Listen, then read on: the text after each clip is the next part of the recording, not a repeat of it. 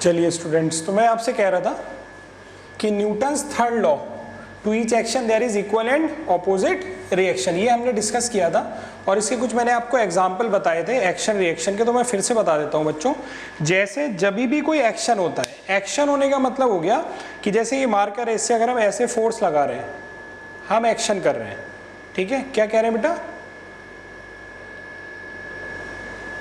चलिए, कोई दिक्कत होगी चैट में लिख दीजिएगा, मैं पढ़ लूँगा उसको।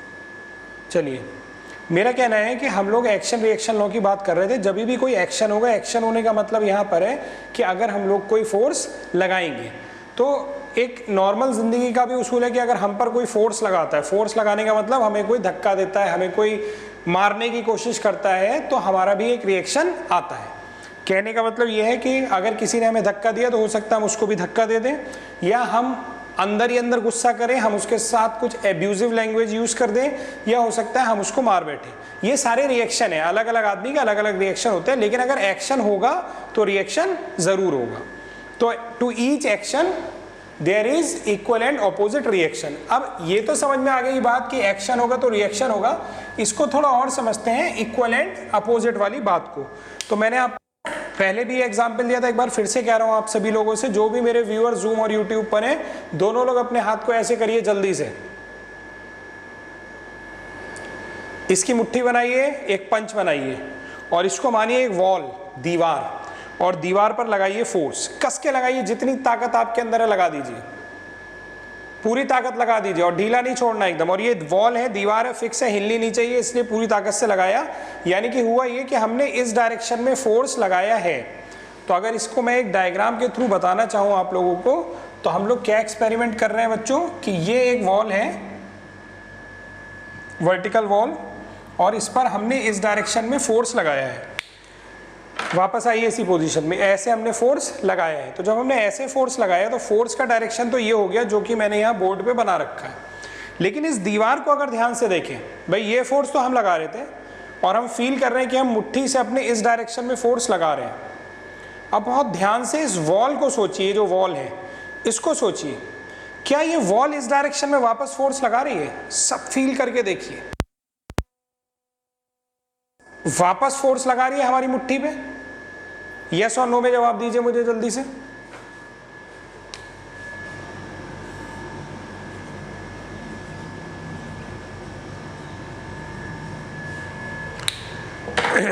अच्छा, ये वॉल थी, ये मुट्ठी थी। सब लोग ऐसे करिए, जिनको समझ में नहीं आया जल्दी से करिए, अभी समझ में आएगा। क्या तुम्हें ऐसा नहीं लग रहा कि ये वाली हथेली तुम्हारी इधर फोर्स लगा रही है? यस और नो में रिप्लाई दीजिए। अभी किसी का जवाब आया था कि नहीं लग रहा है? आप सोचो कि ये जो दीवार है ये भी तुम्हारी मुट्ठी पे फोर्स लगा रही है, ये जो हथेली है ये भी तुम्हारे पंच पे फोर्स लगा रही है, और किधर लगा रही है? इधर डायरेक्शन में फोर्स लगा रही है, यानी कि इस डायरेक्शन में लगा रही है। तो हमने तो लगाया था फोर्स, ये क्या था? एक्शन। वॉल ने हमारे ऊपर वापस क्या लगाया? रिएक्शन। इसको हम लोग डिनोट करेंगे आर से, और कई बुक्स में इसको एन से भी वो डिनोट करते हैं। चलिए, तो to each action there is equal and opposite reaction.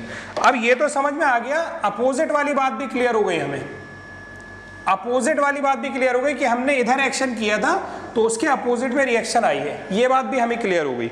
लेकिन अभी एक बात और रह गई है, इक्वल की।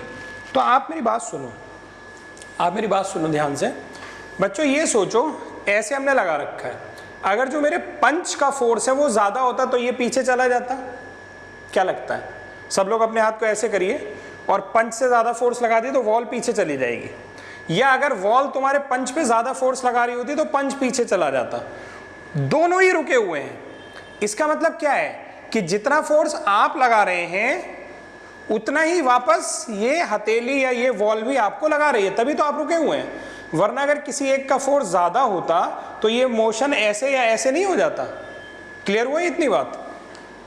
आप सोचो, अगर कोई बॉडी है हमारे पास, अगर उस पर इधर से एक 10 किलो न्यूटन का फोर्स है और इधर से भी एक 10 किलो न्यूटन का फोर्स है, क्या लगता है ये बॉडी मूव कर पाएगी? नहीं कर पाएगी, क्योंकि दोनों फोर्स क्या है? बराबर है। और अपोजिट है। तो इसी तरीके से अभी जो हम लोग ने एक्सपेरिमेंट किया था ये वाला, इसमें हमारी जो बॉडी है, चाहे पंच ले चाहे दीवार ले, दोनों बॉडी ही अपनी जगह पर रुकी हुई है। ये तभी पॉसिबल है जब जो फोर्स होता है वो क्या होता है, इक्वल एंड अपोजिट होता है, यानी यहाँ पर F और R आपस में क्या होंगे, इक्वल भी होंगे।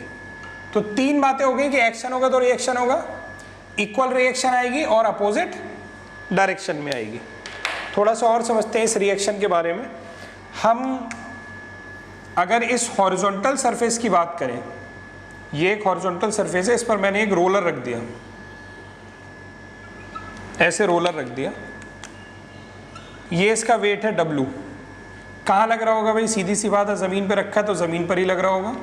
अब अगर आप बॉल के साइज को भूल जाइए ज़रा और सोचिए कि बॉल अपना फोर्स लगा रही है नीचे, किस पे लगा रही है, ज़मीन पे लगा रही है, तो फिर भाई ऐसे हो गया अब ये डायग्राम। अब ये डायग्राम ऐसे हो गया कि ये ज़मीन है, हॉरिजॉन्टल सरफेस है, नीचे फोर्स लग रहा है ऐसे W, तो ज़मीन से भी क्या होगा, वापस फोर्स आएगा। इसका एग्जाम्पल भी हम लोग समझ सकते हैं कैसे, हमने इस हथेली को मान लिया ज़मीन और अब की बार ऊपर से फोर्स लगा दिया। तो जब हम ऊपर से फोर्स लगाएंगे बच्चों तो क्या होगा, इस डायरेक्शन में फोर्स लगाया तो ज़मीन जो होगी वो किस डायरेक्शन में फोर्स लगाएगी, वो ऊपर के डायरेक्शन में फोर्स लगाएगी। ठीक, तो ज़मीन से क्या होगा, एक रिएक्शन आएगी हॉरिजॉन्टल सरफेस से, और किधर आएगी बच्चों, वो आएगी ऐसे अपोजिट डायरेक्शन में। यहाँ से वेट नीचे था और रिएक्शन ऊपर, लेकिन रिएक्शन आ कहाँ से रही है, रिएक्शन बच्चों हमेशा कांटेक्ट सरफेस से आती है। कहाँ से आ रही है, कांटेक्ट सरफेस से। तुमने अभी ये एग्जाम्पल किया था, इसमें जो हथेली फोर्स लगा रही है वो कब लगा रही है, वापस इस पोजीशन में आओ सब लोग, मोबाइल को नीचे रख दो, किसी तरह एडजस्ट करो, वापस इस पोजीशन में आओ। आप सोचो अगर ये ऐसे गैप है दोनों के बीच, तो क्या लगता है, कोई फोर्स आप इस वॉल पे लगा रहे हैं, नहीं लगा रहे, और जब फोर्स ही नहीं लगाएंगे तो क्या रिएक्शन आएगी, बिल्कुल नहीं आएगी। इसका मतलब रिएक्शन आने के लिए कांटेक्ट जरूरी है। जब आपने कांटेक्ट किया, जब आपने इधर फोर्स लगाया कांटेक्ट करके इस वॉल पे, तभी तो वॉल ने रिएक्शन दी। इसका मतलब ये हो गया बच्चों कि रिएक्शन आने के लिए क्या जरूरी है, कांटेक्ट होना जरूरी है। कांटेक्ट इज मस्ट, काहे के लिए, रिएक्शन प्रोड्यूस होने के लिए। अगर यही डायग्राम को मैं ऐसे बना देता, मान लीजिए ये जमीन है और ये बॉल है, तो बच्चों इसमें रिएक्शन अभी नहीं आती। क्यों नहीं आती, क्योंकि कांटेक्ट ही नहीं हुआ। जब कांटेक्ट होगा तभी रिएक्शन आएगी, वरना रिएक्शन नहीं आएगी। अब यहाँ पे भी कांटेक्ट हुआ तो रिएक्शन आ गई, यहाँ कांटेक्ट हुआ तो बच्चों किधर रिएक्शन आएगी, ऊपर एक रिएक्शन आ जाएगी, ऐसे आ जाएगी। ठीक, कुछ लोग ये सोचते हैं कि सर ये जो रिएक्शन है क्या ये सेंटर से ही जाती है, नहीं, ऐसा कुछ नहीं। हम लोग ऐसा होता है ये मानते हैं कि किसी भी बॉडी का जो वेट है वो उसके सेंटर ऑफ ग्रेविटी पर काम करता है। तो हमने जो यहाँ डायग्राम बनाया वो एक सर्कुलर डायग्राम बनाया है, और सर्कल का जो सेंटर ऑफ ग्रेविटी होता है वो कहाँ होता है, उसके सेंटर पर होता है। तो हमने उसका वेट सेंटर से जाता हुआ बनाया, इसलिए मैंने रिएक्शन भी सेंटर से जाती हुई बनाई है। समझ में आ गई इतनी बात। ऐसा कोई ज़रूरी नहीं है कि वो हमेशा सेंटर से जाएगा, वो तो बॉडी के शेप पर डिपेंड करता है। जैसे मान लेते हैं अगर हमारी बॉडी का जो शेप है वो कुछ ऐसा है, ऐसा है, तो अब ऐसा नहीं है कि तुम जो है इसके सेंटर यहाँ कहीं तुम्हें लग रहा हो तो यहाँ से रिएक्शन बना दोगे, नहीं, इसका सेंटर ऑफ ग्रेविटी मान लीजिए यहाँ कहीं है, तो बच्चों रिएक्शन आप यहाँ से बनाएंगे, ये ध्यान रखिएगा। रिएक्शन को हमेशा कहाँ से पास करता हुआ बनाएंगे हम लोग, सेंटर ऑफ ग्रेविटी से। तो आपके लेवल पे जो है दो तरह के डायग्राम मिलेंगे, मैं बता दे रहा हूँ। एक तो यही मिलेगा रोलर, तो इसमें रिएक्शन हमेशा कहाँ से जाएगी बच्चों, सेंटर से जाएगी। और दूसरे तरीके का जो डायग्राम आपको मिलेगा वो इस तरह का मिलेगा, एक रेक्टेंगुलर ब्लॉक वाला, ऐसा मिलेगा। तो इसमें बच्चों रिएक्शन कहाँ से जाएगी, तो रेक्टेंगल का सेंटर भी बिल्कुल सेंटर में ही होता है, तो इसमें भी रिएक्शन ऐसे ही जाएगी। यहां तक कोई डाउट हो बच्चों तो बताइए।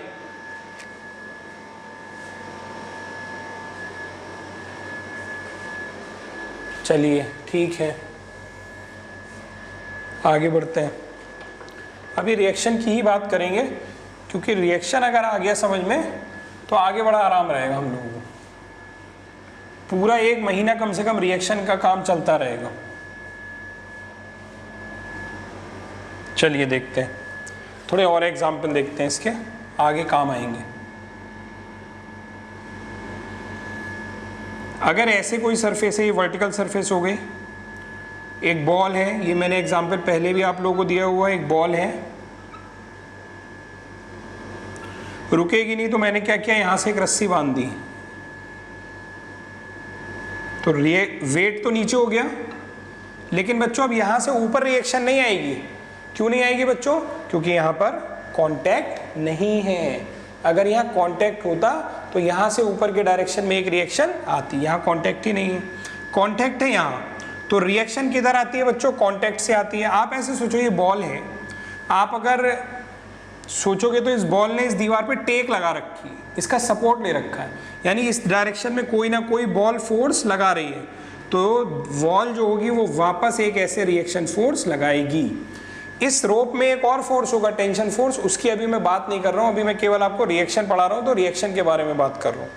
तो ऐसे एक रिएक्शन फोर्स आएगी। इस रिएक्शन फोर्स की कुछ खास बातें हैं जो मैं आपको फिर से एक बार बता दे रहा हूं कि कांटेक्ट होना जरूरी है, कांटेक्ट इज मस्ट। सेकंड क्या बात जरूरी है? Reaction always acts at 90 degree. किससे 90 डिग्री? टू द, माइक अपने अपने म्यूट करिए भाई, टू द कॉन्टैक्ट सरफेसेस। मैं ही सबको म्यूट कर देता हूं। चलिए देखिए, to the contact surface. Reaction के बारे में खास बात यह है कि कांटेक्ट होना जरूरी है, और जो रिएक्शन आएगी वो हमेशा जिस सरफेस से आएगी वहां से कितने एंगल पर होगी बच्चों? वहां से 90 डिग्री पर होगी। ये आप अगर अपने पिछले वाले एग्जाम्पल भी देखेंगे ना, जो हमने पीछे एग्जाम्पल ये वाला बनाया था, इसमें भी अगर आप ध्यान से देखोगे तो रिएक्शन आपने ऐसे बनाई थी, तो ये रिएक्शन यहाँ से 90 डिग्री पर थी। ठीक, अच्छा एक बात और भी है कि जब तक फोर्स नहीं लगाओगे तब तक रिएक्शन नहीं आएगी, ये भी ध्यान रखिएगा। ये नहीं कि आपने फोर्स ही नहीं लगाया और रिएक्शन आ गई। तो ये एक एग्जाम्पल हो गया रिएक्शन का हमारे पास। एक एग्जाम्पल मैंने ये भी बना रखा, ये भी रिएक्शन का हो गया। कुछ और एग्जाम्पल भी बना देते हैं। ये जो सरफेस है बच्चों, ये है हॉरिजॉन्टल सरफेस। ये जो सरफेस है जो यहां से रिएक्शन आ रही है बच्चों, ये है वर्टिकल सरफेस। ठीक, एक तरह की सरफेस अभी हमारे पास और है बच्चों, क्या नाम होता है उसका? अगर आपको ध्यान हो तो कोई बताएगा? Inclined surface. Inclined surface. तीन ही तरह की सरफेस के बारे में डिस्कशन है हमारे यहाँ। पहला कौन सा है? हॉरिजॉन्टल सरफेस, जैसे कि जमीन। दूसरा क्या है? वर्टिकल सरफेस, जैसे कि दीवारें, वॉल्स। और तीसरा क्या है? Inclined surface. इसका एग्जांपल हो सकते हैं हमारे फ्लाईओवर, या पहाड़ भी हो सकते हैं हमारे, हिल्स वगैरह। जहाँ पे भी चढ़ाई है, जहाँ पे भी स्लोप है, तो उसको हम लोग बोलते हैं कि वो इंक्लाइंड सरफेस है, इंक्लाइंड प्लेन है। आपको बच्चों इस क्लास में कोई दिक्कत लग रही होगी, जो अभी हमारे जूम पे लाइव कर रहे हैं क्लास, किसी को दिक्कत लग रही हो, वीडियो क्लियर नहीं आएगा तो मुझे बताइएगा। इंक्लाइंड सरफेस का डायग्राम बनाने की कोशिश करते हैं, ज़रा देखिए ज़रा। तो मान लेते हैं जैसे ये हमारी ज़मीन है और यहाँ से एक फ्लाईओवर जा रहा है, ऐसे आप इसके ऊपर चढ़ते हुए जाएंगे। सपोज कर लेता हूँ मैं कि आप इसके ऊपर जा रहे हैं, ऐसे ये आप हैं, सपोज ऊपर जा रहे हैं चलते हुए। तो क्या होता है कि जो फ्लाईओवर होता है उस पर हम लोग कैसे चढ़ते हैं बच्चों? ध्यान से देखना ज़रा, इसको ध्यान से देखना। फोर्स कैसे लगाते हैं? सीधा नीचे की तरफ नहीं लगाते हम लोग। किधर लगाते हैं? थोड़ा तिरछा, जैसे पैर हैं ये हमारे, तो पैर कैसे फोर्स लगाते हैं? थोड़ा थोड़ा तिरछा फोर्स लगाते हुए हम लोग जाते हैं। यानी हम जो फोर्स लगाते हैं बच्चों, वो कुछ इस डायरेक्शन में लगाते हैं, ऐसे लगाते हैं जो हम लोग लगाते हैं, तिरछा फोर्स लगाते हैं ऊपर जाने के लिए। तो रिएक्शन किधर आएगी भाई? यहाँ पर कॉन्टैक्ट है, ये कॉन्टैक्ट है। कॉन्टैक्ट तो वैसे पूरे में है, लेकिन हम एक जगह से रिएक्शन बनाएंगे तो कहाँ से? इसके सेंटर से। तो रिएक्शन जाएगी ऐसे। क्यों ऐसे चली गई भाई? सिंपल सा रूल है, reaction always acts at 90 degree to the contact surface. Contact surface से हमेशा कितने एंगल पर? 90 डिग्री के एंगल पर आती है रिएक्शन। आप मुझे बताओ, अगर ये हॉरिजॉन्टल सरफेस है तो इससे 90 डिग्री पे लाइन किधर होती है? इससे 90 डिग्री वाली लाइन ये है। तो रिएक्शन या तो ऐसे ऊपर होगी या नीचे होगी। तो हम देखेंगे भाई जब हमने ये वाला एग्जाम्पल बनाया था हमने फोर्स किधर लगाया, जिधर फोर्स लगाया तो फोर्स तो हमने ऐसे लगाया था, वेट इसका नीचे लगाया था, तो रिएक्शन ऊपर आ गई, क्योंकि रिएक्शन हमेशा इक्वल एंड अपोजिट आएगी। यहां पर भी यही केस है, हमने फोर्स ऐसे लगाया नीचे तो रिएक्शन आ गई ऊपर। तो इंक्लाइंड सरफेस की रिएक्शन इस तरह बनाई जाती है। अगर आपको कभी कभी इंक्लाइंड सरफेस इस तरह से बनी मिल जाए, एक और तरीका बता दे रहा हूं मैं, इस तरह से बनी मिल जाए तो इस पे इस बार मैं रोलर रख देता हूं ऐसे, ये सेंटर हो गया, ये कांटेक्ट हो गया, तो यहां से जो रिएक्शन आएगी वो देखो बच्चों, बॉडी का वेट हमेशा सीधा नीचे ही काम करता है, वो कभी तिरछा काम नहीं करता है, वो हमेशा सीधा नीचे की तरफ काम करता है। एकदम रूल बना लीजिए, दिमाग में फिट कर लीजिए। रिएक्शन अब देखो ये सरफेस है ना हमारी, इससे 90 डिग्री वाली लाइन किधर होगी, इससे 90 डिग्री वाली लाइन कुछ ऐसे होगी, तो ये आ जाएगी रिएक्शन, और ये एंगल कितना हो जाएगा, 90 हो जाएगा। यहां तक हम लोग डिस्कस कर चुके थे पहले भी, लेकिन मैंने फिर से आपको बता दिया, ये हॉरिजॉन्टल सरफेस, ये वर्टिकल सरफेस और ये इंक्लाइंड सरफेस। कुल मिला के मैंने आपको रिएक्शन के जितने डायग्राम आपके यहाँ मिलेंगे किताबों में जो क्वेश्चन में, वो सारे के सारे बोर्ड पर बना दिए। ये पहला डायग्राम हॉरिजॉन्टल सरफेस की रिएक्शन, ये दूसरा डायग्राम वर्टिकल सरफेस की रिएक्शन, और ये इंक्लाइंड सरफेस के दो डायग्राम। इस बोर्ड पे जितना कुछ भी है एक बार देख लीजिए, समझ लीजिए, कोई दिक्कत हो मुझे बताइए। बच्चों मैं आपको 3 तरह के फोर्सेस को किस डायरेक्शन में बनाया जाता है उस पर कुछ डिस्कस कर रहा हूं। कौन से 3 फोर्स? इसमें पहला फोर्स है बॉडी का वेट, जिसको हम लोग W से दिखाते हैं। दूसरा फोर्स है नॉर्मल रिएक्शन, नॉर्मल रिएक्शन बोलते हैं क्योंकि नॉर्मल का मतलब 90 डिग्री, तो रिएक्शन को हम लोग R से दिखा रहे हैं। और तीसरा फोर्स होता है टेंशन फोर्स, जिसके बारे में अभी तो मैंने कुछ नहीं बताया, इसको T से दिखाते हैं, हिंदी में इसको बोलते हैं तनाव बल। ठीक है, चलिए तो सबसे पहले वेट कैसे बनाते हैं, किधर बनाते हैं, उसके बारे में एक बार फिर से बता देता हूं मैं आपको। किसी भी बॉडी का जो वेट होता है बच्चों, चाहे बॉडी का शेप कुछ भी हो, चाहे ये बॉडी ऐसे हॉरिजॉन्टल पर रखी हो, ठीक, चाहे ये बॉडी ऐसे इंक्लाइन प्लेन पर रखी हो, चाहे इस बॉडी का शेप भी कुछ भी हो, किसी भी बॉडी का वेट हमेशा उसके सेंटर ऑफ ग्रेविटी से बिल्कुल सीधा नीचे की तरफ काम करता है। तो वेट का डायरेक्शन किधर रहेगा, हमेशा सेंटर ऑफ ग्रेविटी से सीधा नीचे की तरफ। तो वेट के बारे में लिख देता हूं मैं, always acts in vertically downward direction, ये वेट की बात होगी। रिएक्शन के बारे में अभी भी हम लोगों ने डिस्कस किया था, तो उसके बस मैं टिक कर दे रहा हूं कि ये मैं बता चुका हूं, आप लोग रिवाइज कर लीजिएगा उसको। तीसरा है टेंशन, इसके बारे में अभी हम लोग ने कुछ डिस्कशन नहीं किया है, तो टेंशन के बारे में थोड़ा सा अब हम लोग डिस्कस करेंगे। और ये 3 फोर्स अगर तुम्हें बनाने आ गए तो तुम्हारे सारे सवाल के जो डायग्राम्स होंगे, फ्री बॉडी डायग्राम्स, अभी आगे मैं बताऊंगा what is free body diagram, वो डायग्राम बहुत सही बनेंगे और उससे फिर हम सवाल अपने सॉल्व कर पाएंगे। तो चलो बच्चों देखते हैं कि इस टेंशन फोर्स के बारे में हम क्या सीखते हैं। ये जरा बना लीजिए अपनी कॉपी में जल्दी से, जितना मैंने बोर्ड पे लिखा है। चलो बच्चों, तो वेट और रिएक्शन के बारे में तो हो गया, अब थोड़ा सा टेंशन फोर्स की बात करते हैं। पहले तो टेंशन फोर्स किस में होगा, तो कोई भी टाइट रोप हो यानी रस्सी, कोई केबल हो, वायर यानी कि तार हो, कोई धागा हो, थ्रेड हो, रॉड में भी हो सकता है, ऐसा नहीं है, किसी रॉड में भी हो सकता है, लेकिन पहले मैंने एक वर्ड लिख दिया टाइट। अब आप देखो इसका मतलब क्या है। जैसे कि मैं एक एग्जांपल ले लेता हूं, ये मेरे मोबाइल के ईयरफोन यहाँ रखे हुए हैं, देखो इसको मैं एक रस्सी मान लेता हूं और ये रस्सी अभी ढीली है। अगर मैं थोड़ा फोर्स लगाऊंगा तो धीरे धीरे क्या होगी, ये रस्सी एकदम टाइट होने लगेगी, और जब टाइट हो गई तो इसका मतलब इसके अंदर एक फोर्स डेवलप हो गया है। ये बिल्कुल एकदम समझ लीजिए कायदे से, जब ये रस्सी टाइट हो गई है तो इसके अंदर फोर्स डेवलप हो गया है। अब अगर यह एक और एग्जांपल तुम समझो, जैसे अक्सर तुमने देखा होगा हम लोग जानवर वगैरह को गांव वगैरह में रस्सी से बांध दिया, गाय को या भैंस को हमने, और अगर वो चलने की कोशिश करते हैं तो जितनी देर रस्सी ढीली है उतनी देर तो वो चल पाएंगे, उसके बाद क्या होगा, जैसे वो रस्सी टाइट होगी तो सपोज कर लीजिए जैसे ये है वो और ये खूंटा लगा हुआ है, ये हमारी एक नेल लगी है, कील लगी हुई है और यहाँ से रस्सी बंधी है और यहाँ से उन्होंने चलना शुरू किया तो थोड़ा तो चल रहे हैं। जैसी रस्सी टाइट होगी अब वो रुक जाएंगे। अब उन्हें लगेगा कि उनके ऊपर कोई फोर्स लग गया। तुम सोच के देखो, तुम्हारी कमर में कोई रस्सी बांध दी है और उस रस्सी का दूसरा सिरा जो है मैंने कस के पकड़ लिया है, तो जब तक रस्सी ढीली है आप चल रहे हैं और जैसे ये रस्सी टाइट हुई आपको लगेगा किसी ने मेरे ऊपर फोर्स लगा दिया।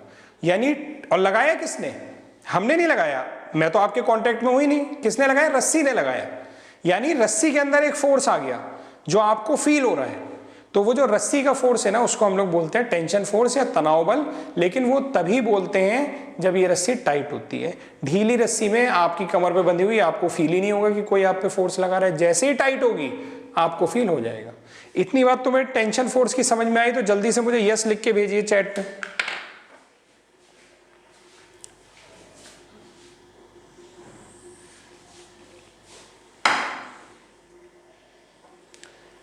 ठीक है, अब देखो, जैसे ये जमीन है, हॉरिजॉन्टल है, यहां पर एक बॉल रखी हुई है ऐसे, ठीक, इसका वेट है, रिएक्शन है, वो सब है, ठीक है। ये एक रस्सी है जो ढीली है अभी और तुमने ऐसे फोर्स लगाया, थोड़ी देर में क्या होगा, ये बॉल थोड़ा आगे चली जाएगी क्योंकि रस्सी ढीली है, यहाँ पे बंधी हुई है एकदम, लेकिन रस्सी ऐसे ढीली है। चलिए आगे देखते हैं अगली पोजीशन क्या होगी। आप फोर्स लगा रहे हैं तो थोड़ी देर बाद ये चल करके आगे पहुंच जाएगी, ये बात तो सही है, लेकिन थोड़ी देर बाद फिर रुक जाएगी। कब? जब ये रस्सी क्या हो जाएगी, टाइट हो जाएगी। अभी ये ढीली थी। या इसको अगर मैं इसी डायग्राम में तुम्हें बना के बताना चाहूं तो कैसे बताते हैं, चलो ये बॉल सपोज कर लेते हैं थोड़ा आगे बढ़ी, यहां कहीं पहुंच गए ऐसे। इस केस में ये सेंटर है, ये जो रस्सी थी ये टाइट हो गई, अब ये रुक जाएगी। तुम फोर्स तो अभी भी लगा रहे हो लेकिन अब ये रुक जाएगी। तो ये क्या हुआ कि रस्सी टाइट होने की वजह से अगर ये आप अपने आप को एज्यूम करो तो आपको लगेगा कि किसी ने आपके ऊपर पीछे फोर्स लगा दिया। आप तो मजे से आगे जा रहे थे लेकिन किसी ने जो है आपकी आजादी में दिक्कत डाल दी। और वो फोर्स किस डायरेक्शन में तुम्हें फील होगा, वो इस डायरेक्शन में फील होगा कि किसी ने इधर फोर्स लगा दिया। और किसने लगाया? रस्सी ने लगाया, इसलिए मैंने रस्सी में ही बनाया। तो ये जो टेंशन फोर्स है हमेशा बनेगा किसमें? इन अ रोप, इन अ टाइट रोप केबल, इसी में बनेगा हमेशा। फिर से देख लो क्या बताया मैंने एक बार बच्चों, ये बनाना आ गया तो बड़ा काम आसान हो जाएगा। जैसे ये रस्सी टाइट हो गई ना तो तुम तो मजे से आगे जा रहे थे, अचानक तुम्हें झटका लगा और तुम्हें लगा कोई पीछे खींच रहा है, किसी ने पीछे फोर्स लगाया, तो ऐसे ही तो लगाया होगा। इसको बोलते हैं टी, टेंशन फोर्स, टी से इसको डिनोट करते हैं। ये बात समझ में आई तो सब लोग जल्दी से यस लिख के भेजिए मुझे चैट में। चलिए आई होप टेंशन का आपको समझ में आ गया कि कैसे बनाते हैं। एक एग्जाम्पल और लेते हैं। आप सोचो जरा, अपने को मुश्किल में डालोगे तो सब चीजें समझ में आएगी। जब आदमी की अपनी परेशानी आती है ना तो उसको सब समझ में आने लगता है क्या हो रहा है। अब देखो, मान लेते हैं ये तुम हो, सपोज ये तुम हो और पहाड़ पे हो, क्या होगा, नीचे गिरने लगोगे, बहुत मुसीबत में हो। पीछे से मैं आया, सर तो वहीं ऑलवेज हेल्प करने के लिए, मैंने जल्दी से एक रस्सी फेंक दी। तो पहले तो वो रस्सी ढीली है, तुम थोड़ा आगे आओगे और थोड़ी देर में क्या होगा, ये रस्सी टाइट होगी और तुम रुक जाओगे। तो मैं उसी कंडीशन का डायग्राम बना देता हूं कि वो रस्सी हो गई है टाइट और अब आप रुक गए। वो रस्सी की पोजीशन ये हो गई और अब आप रुक गए। बाकी वेट होगा, रिएक्शन होगा, वो सब होगा, अभी मैं उसकी बात नहीं कर रहा हूं। अभी मैं केवल जो है वो टेंशन बनाने की बात कर रहा हूं। तो तुम्हें क्या फील होगा, तुम तो नीचे लुढ़क रहे थे, अचानक किसी ने तुम्हारे ऊपर फोर्स लगा दिया। किधर लगाया? इधर लगाया, इधर लगाया, तुम्हें ये फील होगा। तो टेंशन फोर्स हमेशा टाइट रस्सी में बनेगा, ये समझ में आ गया। और डायरेक्शन क्या होगी हमेशा देखना ध्यान से बच्चों, बॉडी से दूर, बॉडी से अवे, बॉडी से दूर। यहां भी देख लो, बॉडी से दूर जाता हुआ एरो बनाना है, बॉडी की तरफ आता हुआ एरो नहीं बनाना है। लेकिन अब एक बहुत बढ़िया बात बताने जा रहा हूं, ध्यान से सुनना। पहले तो ये समझ में आ गया कि टेंशन फोर्स रस्सी में बनेगा और टेंशन फोर्स हमेशा बॉडी से दूर जाता हुआ बनेगा। दूसरी बात देखो भैया, यहाँ पे सर भी तो थे ना, सर ने रस्सी फेंकी थी, मैं था ना यहाँ पे, तो मुझे क्या लग रहा होगा, मैंने तो रस्सी फेंक दी, अब तुमने कस के यहां से पकड़ रखी है, इस जगह से कस के तुमने ऐसे पकड़ रखी है, तो मुझे क्या लग रहा होगा कि तुम मुझे नीचे खींचने की कोशिश कर रहे हो, मुझे ये लगेगा। और रस्सी का जो फोर्स है वो मुझे भी फील होगा। भाई मुझे भी तो ताकत लगानी पड़ेगी अगर मुझे तुम्हें रोक के रखना है तो, क्योंकि मुझे ऐसा लग रहा होगा कि तुम मुझे नीचे खींच रहे हो। तो इसलिए सर को फील होगा टेंशन फोर्स इस डायरेक्शन में। अब दो कैसे हो गए? तो भाई दो लोग हैं ना, रस्सी टाइट हमेशा दो किनारों से ही होगी ना, तो यहां पे भी फोर्स फील होगा, यहां पे भी फोर्स फील होगा। इस किनारे पे तुम हो तो तुमको इधर फील होगा, इस किनारे पे मैं हूं तो मुझको इधर फील होगा। तो दो होंगे। तो तुम सोचोगे सर हम कौन सा बनाएंगे? तो मैं कहूंगा बेटा तुम किस बॉडी को देख रहे हो, तुम मेरी बॉडी को देख रहे हो या अपनी बॉडी को देख रहे हो? तो आप कहेंगे सर मैं तो अपनी बॉडी देख रहा हूं, किसी तरह मैं बच जाऊं, मैं गिर रहा था। तो जब तुम इसको देख रहे हो तो तुम केवल इस टेंशन की बात करोगे। अगर कोई आदमी सर को देख रहा है कि सर के ऊपर क्या इफेक्ट हो रहा है, तो वो केवल इस टेंशन की बात करेगा। दोनों टेंशन कभी भी नहीं बनाने होंगे।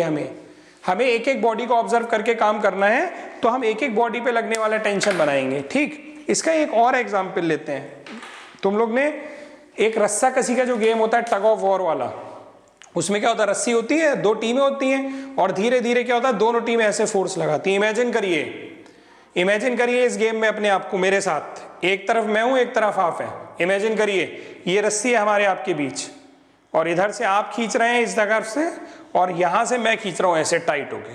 तो अब क्या हो रहा है, ध्यान दीजिएगा जरा, अब क्या हो रहा होगा कि ये आप हैं, आपको क्या लगेगा कि सर आपको आगे की तरफ खींच रहे हैं, सर आपको आगे की तरफ खींच रहे हैं, अपनी तरफ खींच रहे हैं, और मुझे क्या लगेगा कि तुम मुझे अपनी तरफ खींच रहे हो। रस्सा किसी के गेम में यही तो होता है, दोनों टीमों को यही तो फील आता है। तो अगर उसका मैं डायग्राम एक बनाने की कोशिश करूं तो वो जो टग ऑफ वॉर वाला गेम है, रस्सी वाला गेम है, चलो ये एक टीम हो गई ए, ये एक टीम हो गई बी, और इनके बीच में हमने क्या किया, एक रस्सी बांध दी ऐसे। तो इस टीम को क्या लगेगा कि वो जो रस्सी है, इस टीम को लगेगा कि इसको इधर खींचा जा रहा है, और इस टीम को लगेगा कि इसको इधर खींचा जा रहा है। फील किधर होगा? तुम सोचो ना, तुमने रस्सी पकड़ी हुई और मैं तुम्हें ऐसे अपनी तरफ खींच रहा हूं, तो तुम्हें क्या फील होगा कि तुम्हारी बॉडी से दूर जाता हुआ तुम्हें कोई फोर्स खींच रहा है। तो ये तुम हो तो तुम्हारी बॉडी से दूर जाता हुआ फोर्स तुम्हें खींच रहा है, टेंशन। ये मैं हूं तो मुझे भी यही फील होगा, ये टेंशन। लेकिन हम दो टेंशन कभी नहीं बनाएंगे, हम लोग हमेशा एक टेंशन बनाएंगे, क्योंकि हम एक एक करके बॉडी का ऑब्जर्वेशन करेंगे। दोनों बनाना गलत नहीं है, ये गलत नहीं है, लेकिन हम जो कैलकुलेशन या मेथड सीखने वाले हैं, हम एक एक बॉडी का एक साथ सीखेंगे, इसलिए हम एक टेंशन बनाया करेंगे। अब मैंने कहा बॉडी ए के लिए टेंशन बनाओ, तो तुम क्या करोगे, बॉडी ए को अलग बनाओगे और बॉडी ए का टेंशन ऐसे बना दोगे। तो टेंशन का एक रूल समझ में आया? किस में आएगा? हमेशा टाइट रस्सी में, और डायरेक्शन क्या होगी, always away from the observing body. जिस बॉडी को हम ऑब्जर्व कर रहे हैं उससे हमेशा दूर जाते हुए। टेंशन यानी तनाव की बात अगर समझ में आ गई तो जल्दी चैट में यस लिख के भेजें। तो बच्चों इस तरह से अभी तक के इस लेक्चर में हमने सीख लिया कि वेट का डायरेक्शन, रिएक्शन का डायरेक्शन और टेंशन का डायरेक्शन, ये तीनों सीख लिए। इसके अलावा अगर कोई फोर्थ फोर्स होगा ना, चौथा कोई फोर्स होगा, तो वो आपके सवाल में पहले से बना हुआ होगा, उसके बारे में आपको नहीं सोचना है, आपको केवल इन तीन के बारे में सोचना है। अब मैं आपको दिखाता हूँ कि आपने क्या सीख लिया है। अब आपको समझ में आ गया कि एक्चुअली हम कहाँ पहुँच गए। चलो देखो, थोड़ी देर पहले भी मैंने ये डायग्राम बनाया था, ये वॉल है, ये बॉल है, इसको मैंने क्या बोला बच्चों, वॉल यानी कि दीवार, और इसको मैं कह रहा हूँ बॉल यानी कि गेंद। ये कांटेक्ट है इसका, अभी तो गिर जाएगी। तो क्या करोगे, तुम एक रस्सी बांध दोगे। भाई चलो हम भी एक रस्सी बांध देते हैं, ये बांध दी हमने रस्सी ऐसे। इस बॉडी का वेट W है, तो बॉडी में वेट हमेशा नीचे की तरफ, और इसने इधर एक टेक लगा रखी है, तो यहाँ से रिएक्शन आएगी किधर आएगी, हमेशा जिधर बॉल फोर्स लगा रही है इधर, तो रिएक्शन आएगी अपोजिट सरफेस से 90 डिग्री पर। और एक रस्सी बनी हुई है, रस्सी में हम जान चुके हैं टेंशन फोर्स होता है बॉडी से अवे फ्रॉम द बॉडी। जो टेंशन फोर्स है, मैंने लिखा नहीं था उसके लिए, tension force always acts away from the body. Note कर लीजिएगा इसको। तो ये देखो, अभी जब मैंने ये डायग्राम पहले बनाया था बच्चों, ध्यान से देखना, तो ये डायग्राम केवल ये था, और इसमें आपको फर्क समझ में आ रहा है दोनों में। पहले वाले में कोई भी फोर्स नहीं बना है, और ये हमारा क्वेश्चन का पहला डायग्राम है और ये उसका दूसरा डायग्राम है। इसमें देखो कोई भी फोर्स नहीं बना है इस वाले में, और इसमें सारे फोर्स बन गए। सरफेस से रिएक्शन आती है, बना दिया। बॉडी का वेट है, बना दिया। रस्सी में टेंशन होता है, बना दिया। तो हमने सीख लिया ये कि अगर इस तरह का हमारे पास डायग्राम होगा तो उसमें कौन कौन से फोर्स किधर बनेंगे, उनके डायरेक्शन सीख लिए। अगर एक भी डायरेक्शन तुम्हारा गलत हो गया तो 0 नंबर पा जाओगे फौरन, ये जान लीजिएगा आप लोग। चलिए अब देखते हैं, जो हमारे नया टॉपिक है जिसके लिए हम ये सब पढ़ रहे थे, इसी में अभी समेट जाएगा वो टॉपिक भी हमारा, जिसके लिए इतना सब हमने सीखा है। वो टॉपिक है हमारा free body diagram. Free body diagram, short में बच्चों इसको बोलते हैं एफबीडी। बड़ा इंपॉर्टेंट टॉपिक है, इसके बिना सवाल भी नहीं होंगे अगर हमें फ्री बॉडी डायग्राम बनाना नहीं आया। और थ्योरी में भी क्वेश्चन आता है कि what do you mean by free body diagram, explain it with some suitable examples. चलिए देखते हैं जरा। एक काम करता हूं, इस डायग्राम को मैं यहां बना लेता हूं जरा, छोटा सा।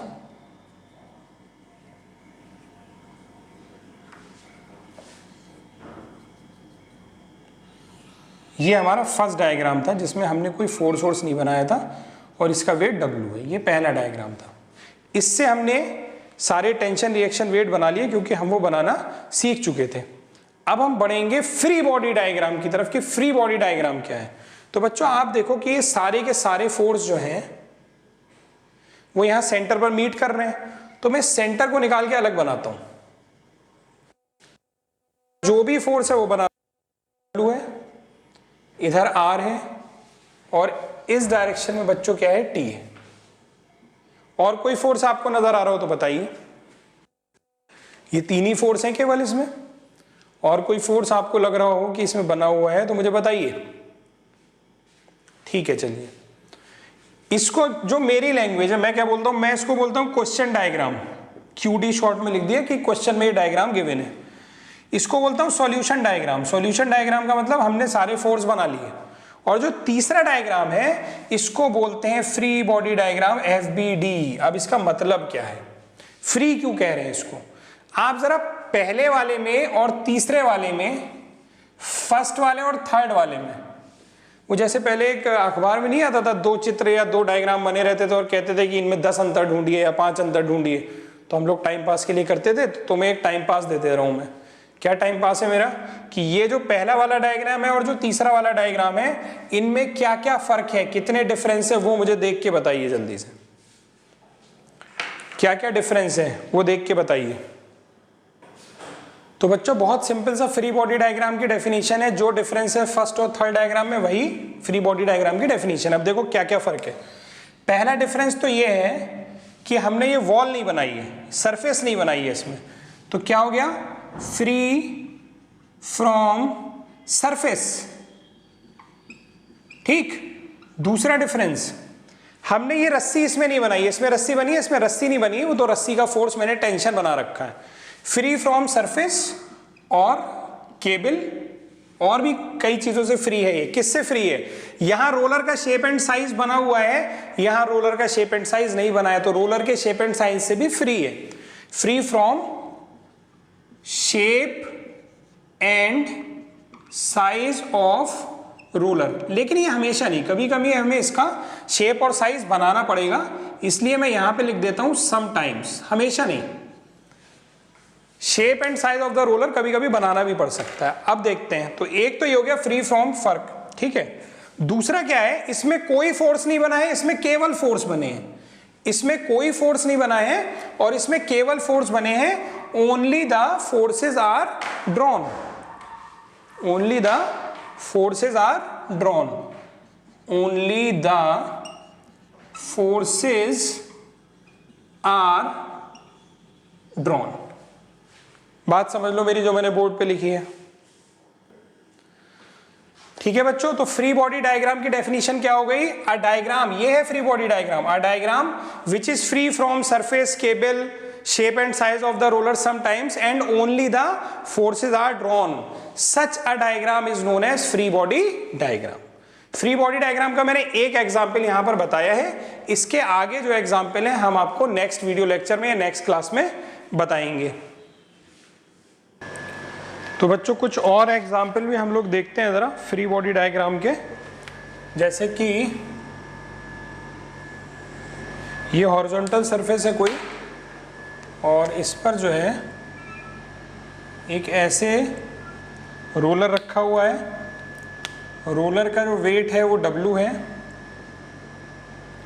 और यहाँ पर एक रस्सी से बांधा हुआ है इसको, और एक फोर्स लगा रहे हैं P। तो अब देखिए इस पर कौन कौन से फोर्स डेवलप हो जाएंगे हमारे, ठीक है ना। तो बच्चों इस पर ध्यान से देखिएगा आप लोग। एक तो इसका वेट हो जाएगा, यहाँ से रिएक्शन आ जाएगी किधर, ऊपर के डायरेक्शन में, और रस्सी है तो रस्सी में टेंशन हो जाएगा बॉडी से दूर। तो ये सारे फोर्स सेंटर पर मीट कर रहे हैं। तो ये सेंटर मैंने बनाया, इधर मैंने एक P बनाया, इधर एक R बनाया, इधर एक T बनाया, और इधर एक W बनाया। तो बच्चों ये इसका फ्री बॉडी डायग्राम हो गया। फ्री बॉडी डायग्राम जब भी आप बनाइए तो एक काम और कर लिया करिएगा कि ऐसे एक्स एक्सिस और वाई एक्सिस भी बना लिया करिए, आगे काम आएगा हमारे। एक एग्जाम्पल और बताता हूँ आपको। सपोज कर लिया ये इंक्लाइन प्लेन है, इंक्लाइन प्लेन पर ये बॉडी ऐसे रखी हुई है, और इसको भी मैंने ऐसे रस्सी से बांध दिया है, ठीक है। ये रस्सी थोड़ा तिरछी है, मतलब हॉरिजॉन्टल डायरेक्शन में नहीं है, इसलिए ऐसे बना दे रहा हूँ ज़रा, और यहाँ कॉन्टैक्ट है।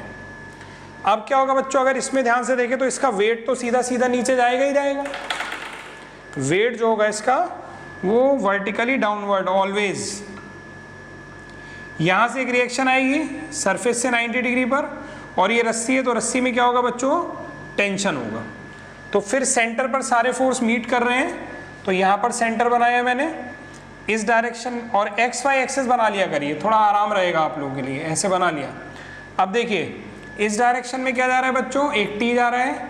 इस डायरेक्शन में बच्चों एक क्या जा रहा है, R जा रहा है, और नीचे के डायरेक्शन में क्या जा रहा है, W जा रहा है।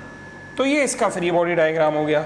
तो हम लोग क्या कर रहे हैं, सारे फोर्स बनाना, वेट, रिएक्शन, टेंशन बनाना हमने सीख लिया है, और डायग्राम्स में उनको अप्लाई कर रहे हैं और फ्री बॉडी डायग्राम बना रहे हैं। फ्री बॉडी डायग्राम का आगे न्यूमेरिकल में बहुत यूज होगा, ठीक है। तो बच्चों इस वीडियो में इतने रखेंगे। वीडियो पसंद आएगा तो शेयर कीजिएगा, लाइक कीजिएगा। मेरा चैनल अभ्यास ट्यूटोरियल है, उसको सब्सक्राइब कराइएगा। Thank you very much.